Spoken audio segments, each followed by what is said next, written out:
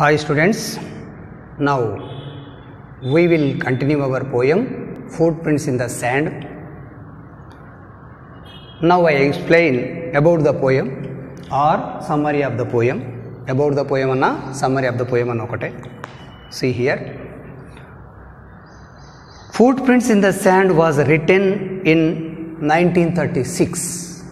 Here this poem was written in 1936.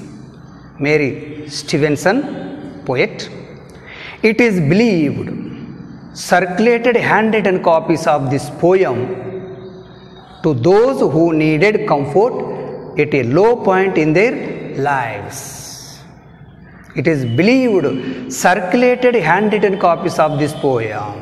Here our poet circulated, distributed handwritten copies of this poem to those who needed comfort at a low point in their lives. ఎవరైతే కష్టాలలో ఉన్నారో, వాళ్ళ జీవితాలలో బాధలలో ఉన్నారో వాళ్ళందరికీ ఈ పద్యాన్ని రాసి మన కవయిత్రి ఆ కరపత్రాలను పంచిందట ఈ పద్యం రాసినప్పుడు. The poem is a simple but impressive narration of the speaker's dream.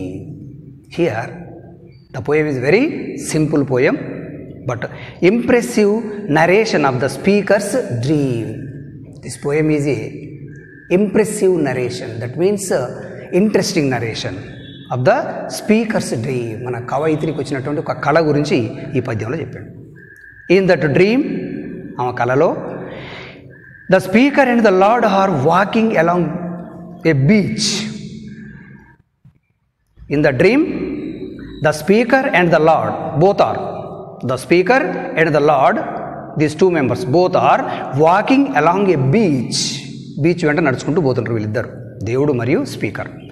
The scenes from the narrations, the scenes from the narrator's life flash in the sky. Here, the scenes from the narrator's life flash in the sky. For every scene, the speaker sees two sets of footprints. అలా నడుచుకుంటూ వెళ్తుంటే ఆమె జీవితంలో ఉన్న stages, that means దశలు మొత్తం గుర్తుకొచ్చినాయి, ఒక్కసారి మైండ్లో గుర్తుకొచ్చినాయి. The speaker sees two sets of foot prints. ఆమె ప్రతి సీన్లో, ప్రతి స్టేజ్లో రెండు రకాల ఫుట్ ప్రింట్స్ చూసింది. One set of herself and the other of the Lord. One set of herself, ఒక ఫుట్ ప్రింట్ ఎవరిది? ఆమెది. And the other of the Lord, ఇంకొకటి ఎవరిది? దేవుంది. In the sand. In the end of the poem she finds only a single set of foot prints. పద్యం చివరిలో చూస్తే she finds only a single set of foot prints. ఒకే ఒక కాలముద్ర ఉంది. Particularly when the scenes from her life reflect and sad moments. Here, particularly, that means especially when the scenes from her life reflect and sad moments in difficult situations, in difficult conditions in her life. ఆమె జీవితంలో క్లిష్ట దశలో చూస్తే ఒకే ఒక set of foot prints ఉన్నాయి. Surprised, ఆశ్చర్యపోయింది. She asks the lord why he leaves her at the time of sorrow. వెంటనే దేవుణ్ణి అడిగింది, why he leaves her in the times of sorrow. నేను విచారంలో ఉన్నప్పుడు, బాధలో ఉన్నప్పుడు నన్ను ఎందుకు నువ్వు ఒంటరిగా వదిలిపెట్టి వెళ్ళిపోయావు అని అడిగింది. ద లార్డ్ రిప్లైస్ దట్, వెంటనే దేవుడు రిప్లై ఇస్తున్నాడు. The lord replies that he never ever leaves any one who follows him. Here God says that he never ever leaves anyone who follows him. దేవుడు అప్పుడు అంటాడు, నన్ను ఎవరైతే ఎల్లప్పుడూ అనుసరిస్తారో, నేను చెప్పినట్టు వింటారో, నన్ను ఎవరైతే ప్రార్థిస్తారో వాళ్ళని ఎప్పుడు కూడా నేను వదిలిపెట్టి వెళ్ళిపోను. The single set of foot prints belongs to him. నీ జీవితంలో చివరి దశలో ఉన్న ఫుట్ ప్రింట్స్ ఎవరిదనుకున్నావు? నాదే అని చెప్తాడు. In testing times, that means here in testing times he carries in his hands those who are in difficult situations. క్లిష్ట దశలో ఎవరైతే కష్టకాలం ఉంటారో అప్పుడు he carries in his hands those who are in difficult situations. ఎవరైతే కష్టకాలం ఉంటారో వాళ్ళని నేను మోసుకపోతుంటాను నా చేతుల మీద.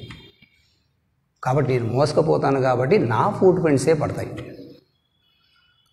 With this assurance the poem offers complete comfort to the grief stricken. With this assurance, with this confidence, ఈ నమ్మకంతో the poem offers complete comfort to the grief stricken. Grief stricken means suffering people. ఎవరైతే బాధలో ఉన్నారో, కష్టాల్లో ఉన్నారో వాళ్ళందరికీ ఈ పద్యము చాలా కంఫర్ట్ని ఇస్తుంది, హాయినిస్తుంది, సుఖాన్ని ఇస్తుంది. So here just before their examination most students rush to a place of worship, offer their prayers. Here especially many students just before their examinations go to the places of worship. మనం చూస్తుంటాము జనరల్గా చాలామంది విద్యార్థులు పరీక్షలకు వెళ్ళే ముందు దేవుని ప్రార్థిస్తుంటారు. Hindus go to the temples, the Christians go to the churches, the Muslims go to the mosques, Sikhs go to the gurudwaras etc. ఇక్కడ ఎవరి మతం వాళ్ళు వాళ్ళ దేవుళ్ళని పూజిస్తుంటారు. In my opinion we should love God and follow God. In my opinion we should love God. We love God and we follow God. మనం దేవుని ప్రేమించాలి, దేవుని చెప్పిన వినాలి, అనుసరించాలి. Not only when we're in trouble or face difficulties in life. Not only when we're in troubles or face difficulties in life. అంటే కష్టకాలంలో ఉన్నప్పుడే కాదు, మన జీవితంలో సమస్యలు వచ్చినప్పుడే కాదు, కష్టాలు ఉన్నప్పుడే కాదు దేవుని ప్రార్థించడం.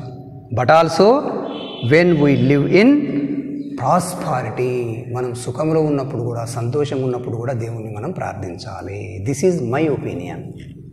ఏదో కష్టం రాగానే దేవుడాన్ని మొక్కి తర్వాత సుఖంలో దేవుని మర్చిపోవడం కరెక్ట్ కాదు. So like this the poet in the poem tells us that we should not opportunists. Through this poem the poet tells us that, ఈ పద్యం ద్వారా మనం చెప్పేది ఏంది, we should not opportunists, we should not opportunists. మనం ఎప్పుడైనా అవకాశవాదులం కాకూడదు. So this is the poem, Footprints in the Sand. Thank you.